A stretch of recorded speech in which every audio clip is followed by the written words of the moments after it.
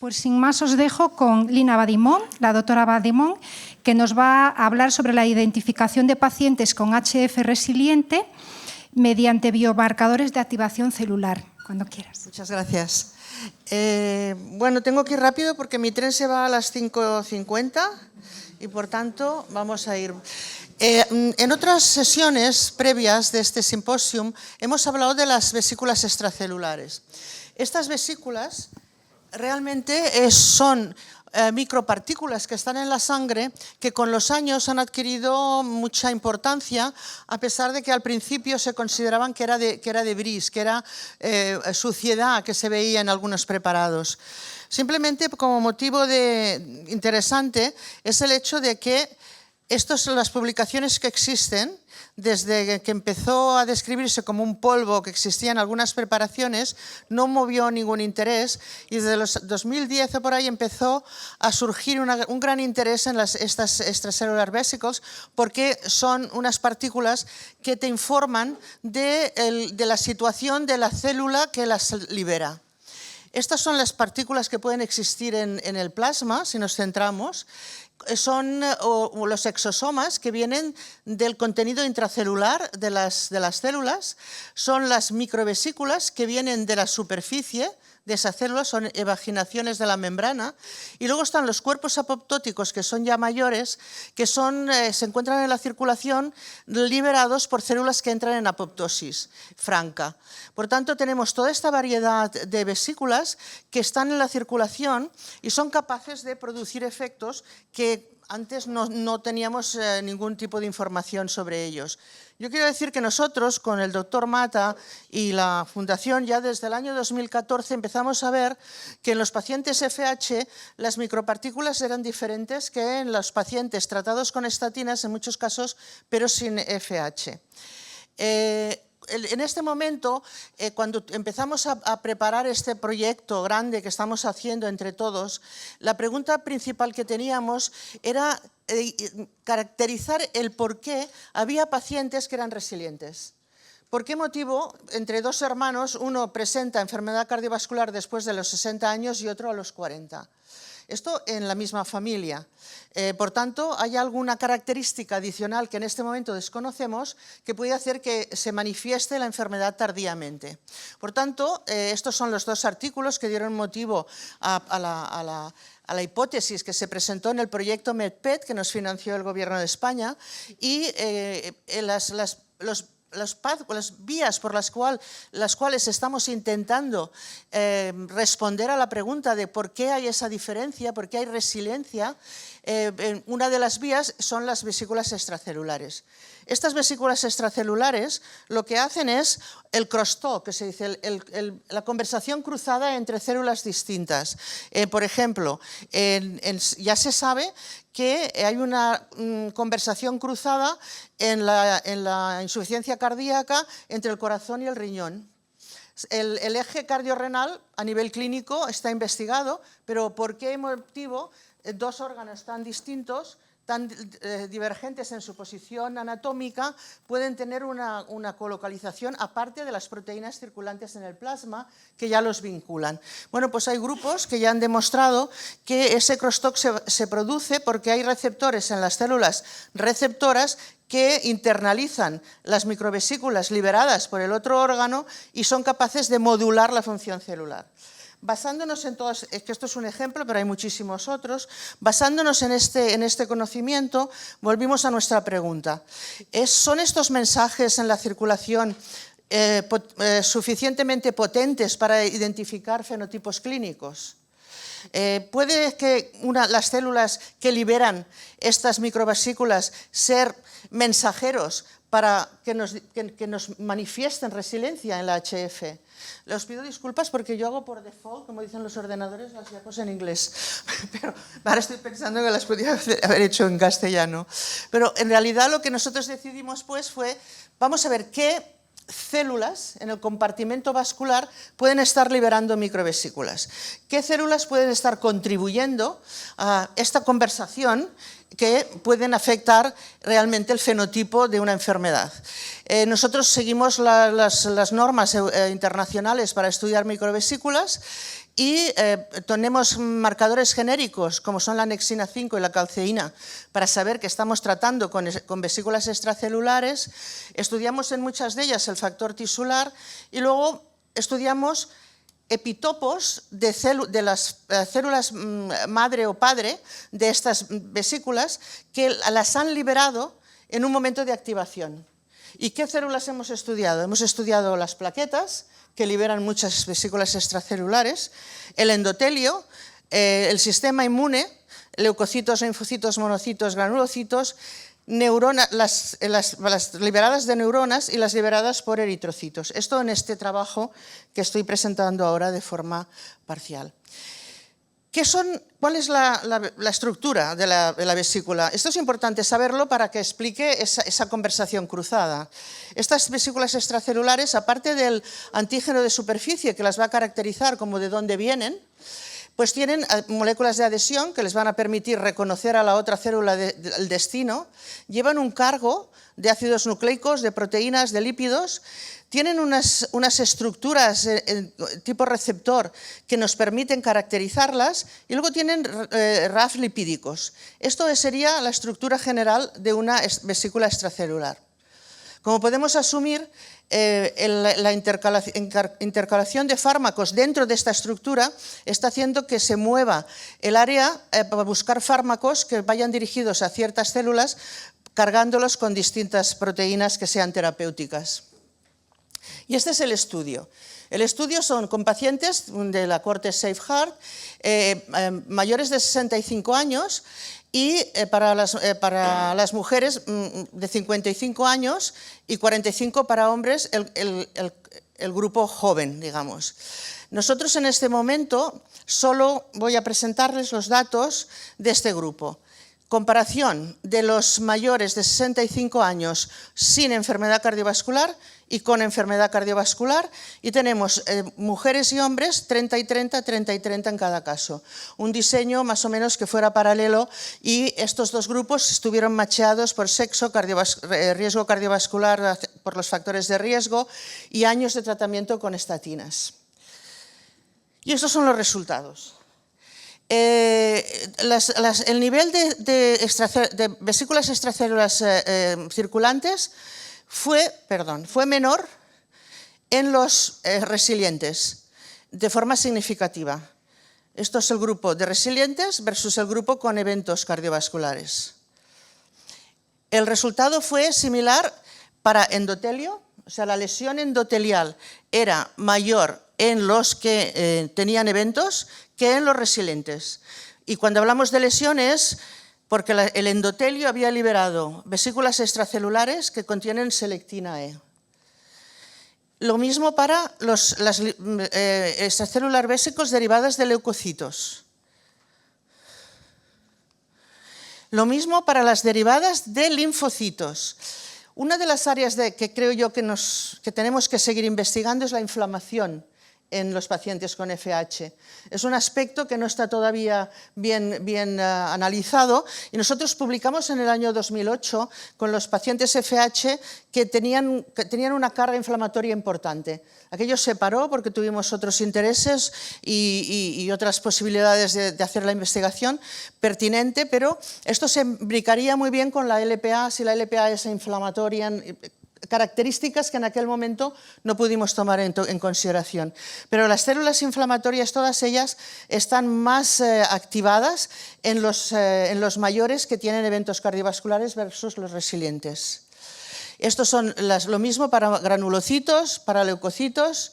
Voy rápida porque es que me tengo que marchar. Y luego estudiamos de neuronas, porque pensamos que en otros estudios nuestros vemos que cuando hay enfermedad cardiovascular hay, por muchísimos motivos, por minitrombos que son enviados al cerebro, porque hay un eje corazón-cerebro importantísimo que falta investigar, decidimos ver si en la circulación teníamos vesículas derivadas de células neuronales. Pues sí que hay. Las miramos con distintos marcadores, como con el CD56, con el CD171, y en ambos casos vemos que los pacientes con eventos tienen mayor número de vesículas extracelulares derivadas de neuronas que los que son resilientes. O sea, son personas que están más saludables en varias condiciones. Y en este estudio decidimos también ver el sexo, como he dicho al principio, en el diseño. Y aquí viene una cosa interesante. Hemos visto antes que las vesículas derivadas de leucocitos, de célula inmune, estaban más elevadas en los que no eran resilientes, en los que tenían eventos. Pero, como vemos aquí, este efecto se debe a los hombres. En las mujeres no hay diferencia significativa, porque ya la tienen más baja que los hombres con evento. Es decir, el efecto mayor está más activado en los hombres que en las mujeres. Esto es para CD45, que es un marcador global para leucocitos. Cuando mirábamos células endoteliales, lo mismo. Esta diferencia se debe mayoritariamente a la diferencia en humanos. Y aquí no llegamos a significación porque hay dispersión, pero en el caso de las mujeres no hay ninguna significación.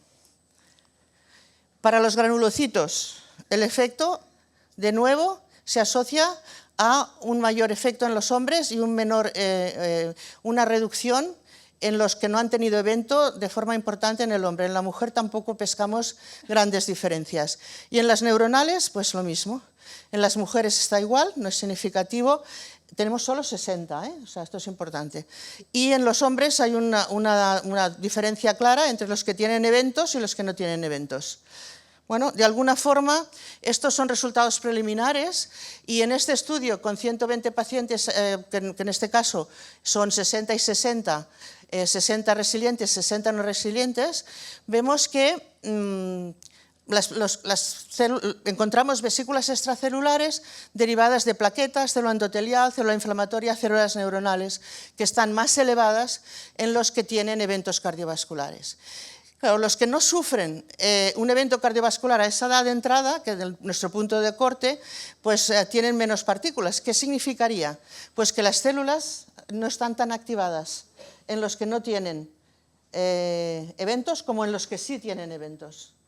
Claro, yo cuando partimos con esta hipótesis postulábamos que alguna célula estaría diferencialmente regulada. Lo que hemos visto es que casi todas las células del compartimento han resultado igualmente afectadas. Es decir, que son capaces de liberar vesículas extracelulares casi todas las células del compartimento vascular, ¿sí? Por tanto, es un efecto general. Evidentemente, como digo, tenemos que hacer la investigación del otro grupo. Es qué pasa cuando comparamos con los jóvenes.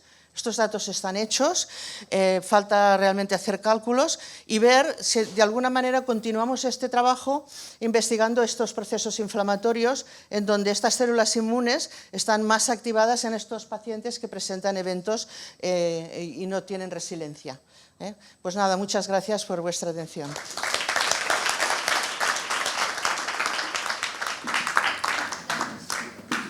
¿No quieres? No, que me van a hacer preguntas. ¿Las haces al final o te vas a ir? Por si quieres. Bueno, voy a presentar, que no hice la presentación, a Teresa Padró, que es investigadora del Instituto Reseca de San Pablo, en el Hospital de San Pablo de Barcelona. Llevo esto. Bueno, buenas tardes, muchas gracias por esperar hasta aquí. Prometo que es la última y me intentaré ceñir a los 15 minutos que nos mandó por correo prescriptivo Pedro. Pedro, muchas gracias por organizar esto cada año y por organizar todo el SafeHeart. Cuando hablamos con Pedro, quedamos que presentaría los primeros resultados que tenemos del estudio Architect, estudio que habéis participado todos vosotros, o la mayoría de todos vosotros, y en los que os volvimos locos para que pudierais recoger las muestras y guardarlas. Pues la idea es, a partir de ahora, empezar a poder hacer estudios con estas muestras. Una de ellas, gracias al proyecto que tenemos en este momento, lo hemos podido desarrollar. Y gracias a este mismo proyecto podremos desarrollar un segundo que es sobre el tamaño y la composición y los metabolitos asociados al tratamiento de las lipoproteínas. Pero yo me voy a centrar aquí en... Uy, se ha movido. Bueno, me voy a centrar en la epitranscriptómica que comentamos también ayer. Siento que se ha movido un poco la imagen, pero sabéis que como resultado del estudio Architect concluimos que después de 78 semanas de tratamiento, como ya nos han dicho estos días, había una disminución en el volumen de las placas y además una estabilización en las placas. Pero lo que nosotros nos preocupamos en este estudio es si la regulación epitranscriptómica que pueden tener los pacientes podría de alguna manera explicar estos resultados. Sabéis que cuando hablamos de epitranscriptómica, lo comentamos a los que estabais también ayer, es para diferenciarlo de lo que es la epigenética y centrarnos más en lo que son los RNAs no codificantes, que una gran parte del transcriptoma que tenemos no codifica proteínas y entre ellos una fracción corresponde a los microRNAs. Y por si alguien no está o no lo conoce bien, los microRNAs son pequeñas secuencias hasta de unos 20 nucleótidos que lo que hacen es que interaccionan. ¿No? Bueno, ya está cansado. No, sí, pero bueno, es igual. Interaccionan con los RNAs mensajeros y entonces lo que hacen es evitar que ese RNA mensajero dé lugar a una proteína, con lo cual reduce el nivel de la proteína. Y puede pasar por dos formas. Según como sea el microRNA, lo que hará es bloquear el propio RNA mensajero o según donde se una de la secuencia del RNA, puede favorecer su degradación. Pero la consecuencia en ambos casos será lo mismo. Entonces, ¿dónde estudiamos o dónde quisimos estudiar los microRNAs? En este caso lo hemos hecho en la muestra circulante, intentando ver si encontramos algo a nivel circulante en el plasma, puesto que, aunque reconocemos que hoy día todavía las técnicas no están lo suficientemente estandarizadas, de hecho es la muestra que si un día puede llegar a analizarse de forma generalizada, es la más fácil de obtener. En este caso es lo que nosotros llamamos biopsias líquidas. ¿Y por qué se llama biopsia líquida y no plasma, que es el nombre que conocemos todos? Simplemente para diferenciarlo de las formas o de las proteínas que están solubles en ese plasma. Nosotros sabemos que el DNA que puede haber en el circulante o en los RNAs que pueden ir circulantes no viajan tal cual, sino que viajan asociados o en algo. Por un lado están las microvesículas que nos acaba de comentar Lina, o bien las lipoproteínas, especialmente las HDL. Entonces, como es un RNA que va asociado a algo, se le llama biopsia líquida en comparación con lo que pasa con los tejidos. Pero bueno, en nuestro caso lo que nos planteamos es, ¿hay un perfil de microRNAs diferente en los pacientes que han sido tratados con inhibidores de PCSK9 que nos puede de alguna manera explicar esa reducción que hemos visto? Entonces, lo que hicimos es partir de los 104 pacientes. Desgraciadamente no los pudimos utilizar todos para el análisis de RNA, porque había algunos que, si recordáis, hubo algunos problemas y al final la segunda muestra que el paciente sí que se pudo entrar, pero la muestra no fue de la misma calidad o no existía la muestra y algunas no tenían la suficiente calidad para analizar RNA. Puede ser que las podamos utilizar para proteínas, para lipoproteínas, pero RNA necesita una calidad especial. Con lo cual nos quedamos al final con 77 pacientes. De estos 77 pacientes hicimos primero un screening, un estudio diferencial, en el que lo hicimos ya directamente por array, porque era más sensible que utilizar una Affymetrix, que hubiéramos necesitado una N mucho más grande. Y lo que hicimos fue comparar en ese primero 10 sujetos antes y después. Y luego en una segunda fase hicimos la validación. ¿Qué es lo que encontramos en el primer screening? Nosotros partíamos de un screening de 375 microRNAs, son ya CARs que son comerciales y están aquellos que están mejor identificados. y de ellos encontramos 63 microRNAs que eran consistentemente detectados en las dos muestras. Aquellos que por alguna razón solo se detectaron en una o en la otra, los tenemos pero no los consideramos. Puede ser que sea que realmente el anti-CPSK9 haya hecho aparecer o desaparecer un microRNA, pero pensamos que en este primer screening mejor los dejábamos fuera y siempre tenemos posibilidad de analizarlo en una segunda fase, porque las muestras están ahí y el análisis realizado. Bien, entonces encontramos que cuando comparaba, estos los primeros eran los que consistentemente, los 63, o sea que los detectábamos siempre. Y de ellos, cuando comparamos lo que pasaba antes en la muestra basal respecto a la final, encontramos que había 13 que se modificaban de forma significativa. Estos son los 13 microRNAs que aparecen, pero lo que quiero haceros resaltar son, bueno, los analizamos por el Principal Component Analysis, que como sabéis es un test que nos permite saber cómo es o a qué se debe la variabilidad de esas muestras, o sea, las variables. Si las variables, todas ellas, evolucionan de forma similar o tienen diferentes componentes que puedan explicar esa variabilidad. Si os fijáis, esta es la primer componente que nos explicaba el 70% de la variedad de estos, o variabilidad de estos microRNAs, y si os fijáis cómo están puestos en una franja muy vertical, o sea, quiere decir que la variación en la primera componente era muy importante. O sea, lo que nos está diciendo que los 13 microRNAs tenían una evolución muy similar y su variabilidad, su cambio, dependía prácticamente de las mismas variables. Y cuando cogemos 3 componentes, explicamos el 90% de variabilidad de estos microRNAs. Hasta aquí, muy animados.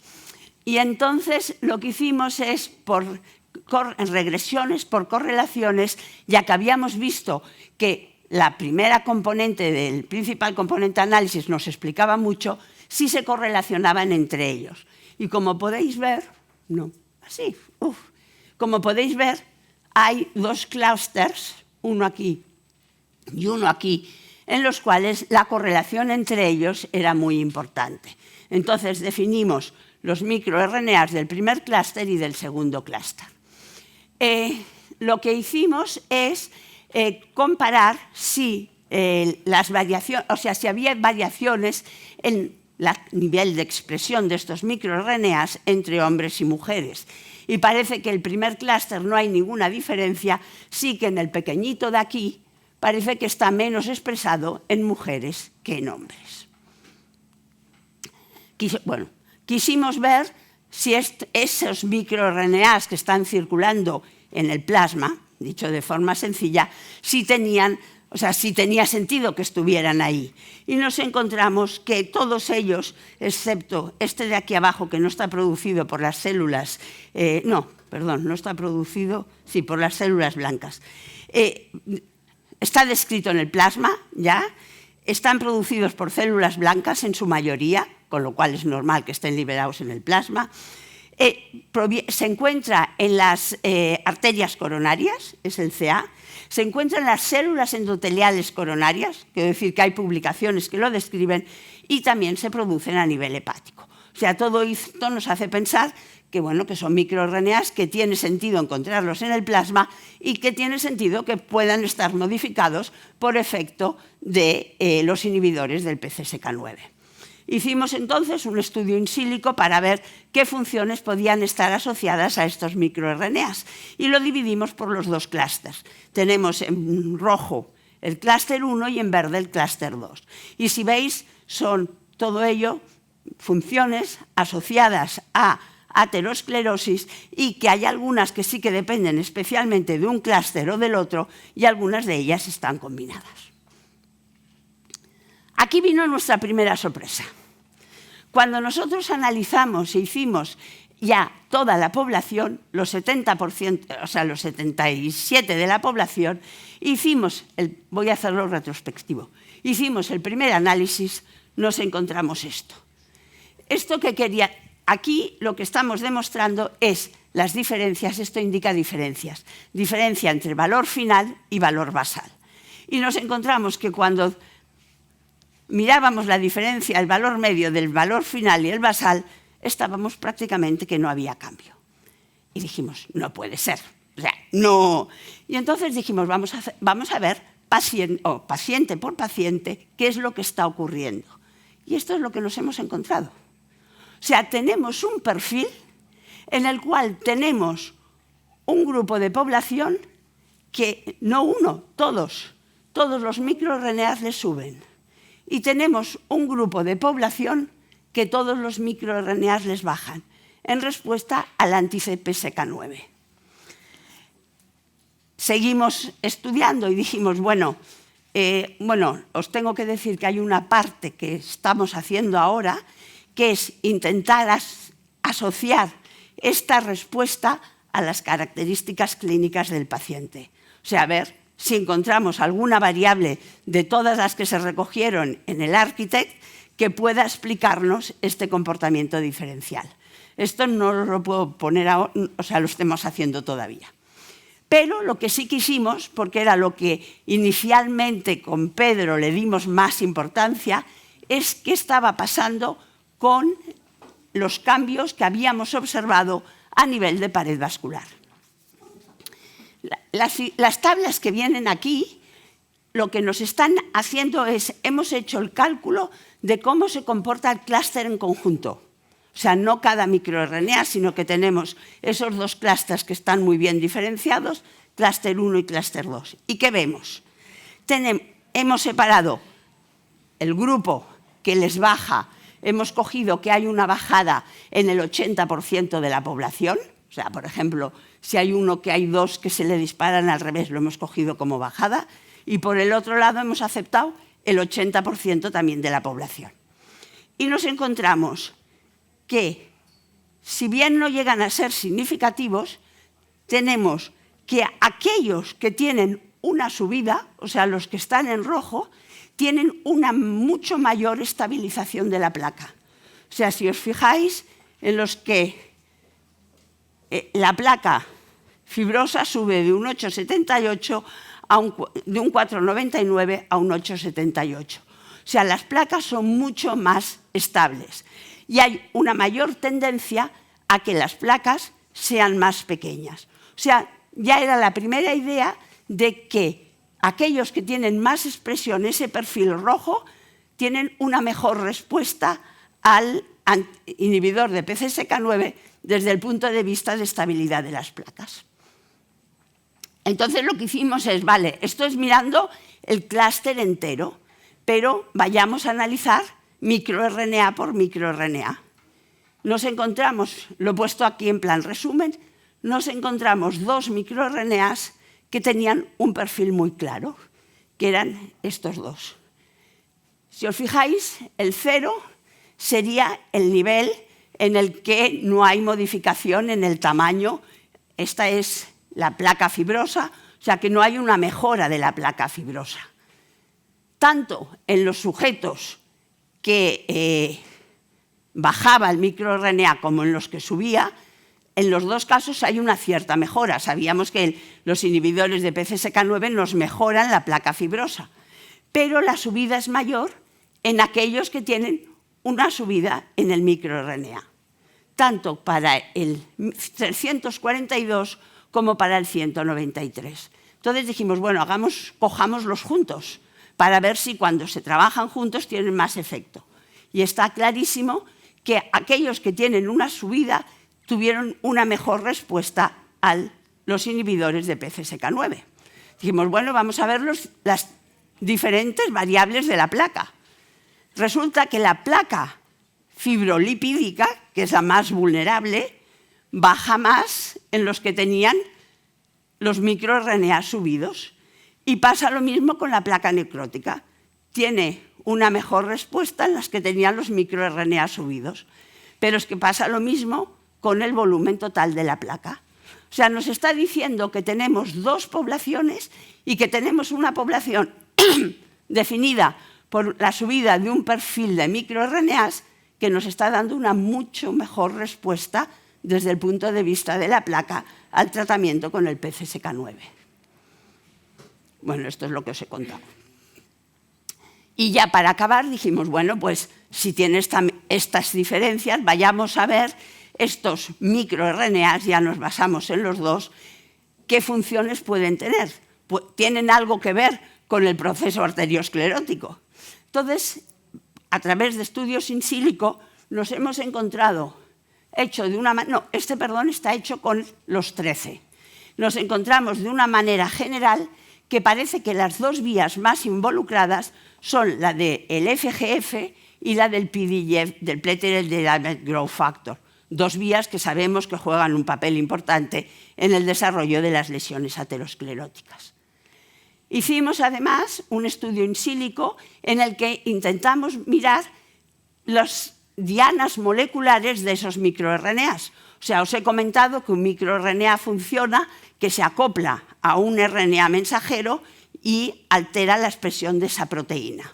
Pues bien, todos los que tenéis en verde aquí marcados son dianas terapéuticas de esos son dianas moleculares de esos microRNAs.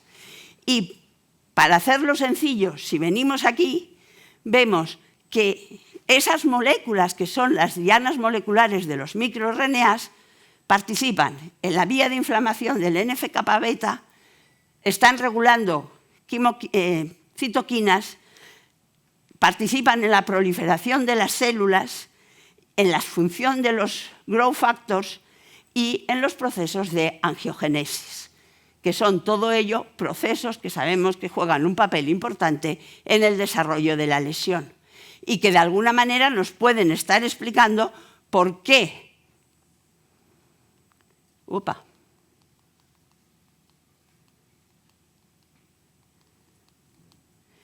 esa población que tiene un aumento clarísimo en su perfil y en respuesta a los microRNAs es la que después, que se lo paso porque Pedro no lo ha visto, es la que después tiene una mejor respuesta en el aumento de la placa fibrótica, una disminución en la placa fibrolipídica, una disminución en la placa necrótica y una disminución en el plaque Bardet.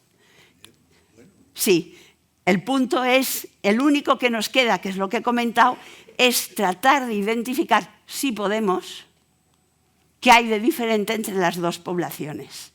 Ahora lo que estamos haciendo es, que no lo habíamos hecho al principio porque no lo habíamos pensado, todas las variables que tenemos, bioquímicas, clínicas, todas las variables que nos ha pasado Leo del Architect, estamos mirando a ver si encontramos diferencias entre los grupos. Pero bueno, después de lo que hemos luchado para conseguir, yo creo que... O sea, lo que nos está claramente diciendo, yo creo, es que hay una población que tiene un cambio en su perfil de microRNAs y además yo creo que es muy bonito también, porque el hecho de que cambien así es que realmente van en paquete y que ese cambio da lugar a una mejor respuesta en el tratamiento con inhibidores de PCSK9 a la hora de estabilizar las placas. Y muchas gracias. Bueno, no os he puesto las conclusiones, pero es que eran las mismas.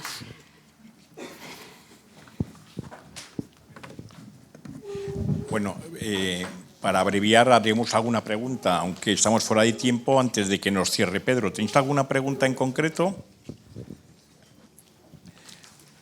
Bueno, pues solamente una opinión, a ver qué dices sí, con tu trabajo lo que estás diciendo, es si puede ser útil como biomarcador cara a poner tratamiento a los pacientes, estos microRNAs, si puede ser de utilidad en un futuro. Bueno, yo creo que para llegar a que pueda ser un biomarcador se necesita validar, si se necesita validar la ecuación, imagínate esto.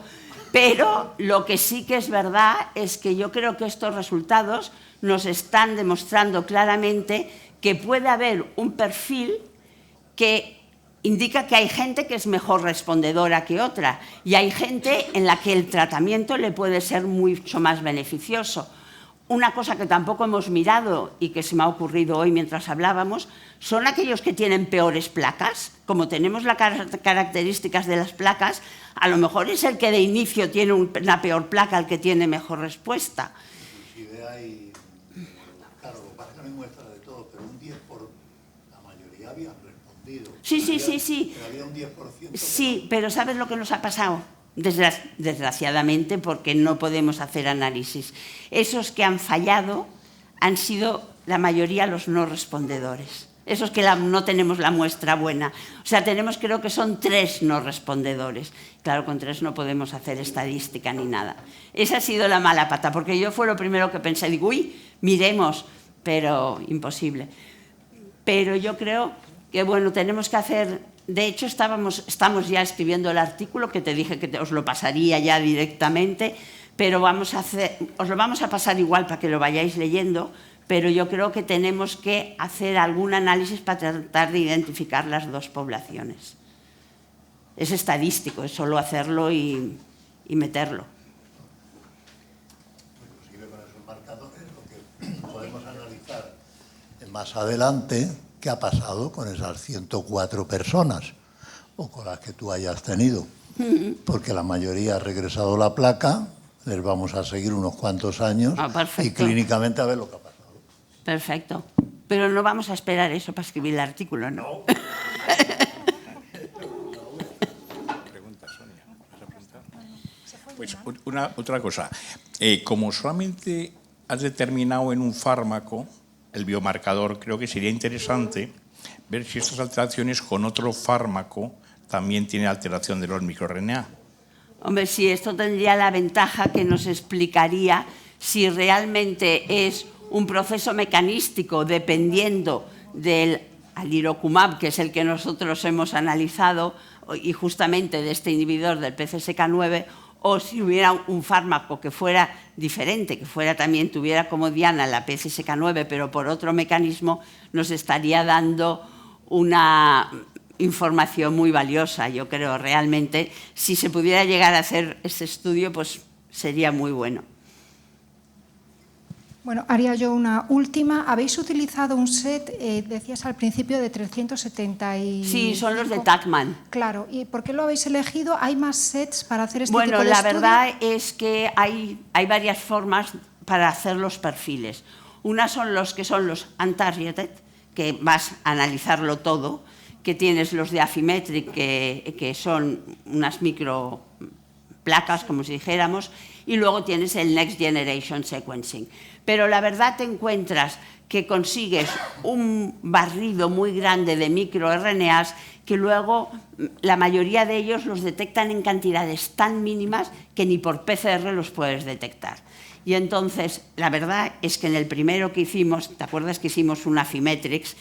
Y nos daba unas cosas rarísimas. Y entonces volvimos a repetir todo el estudio basado en estos 375, que son esos que tienen más publicaciones y que son los microRNAs más establecidos. Validados, ¿no? Los que están validados. Los más validados. Si os fijáis, casi todos tienen...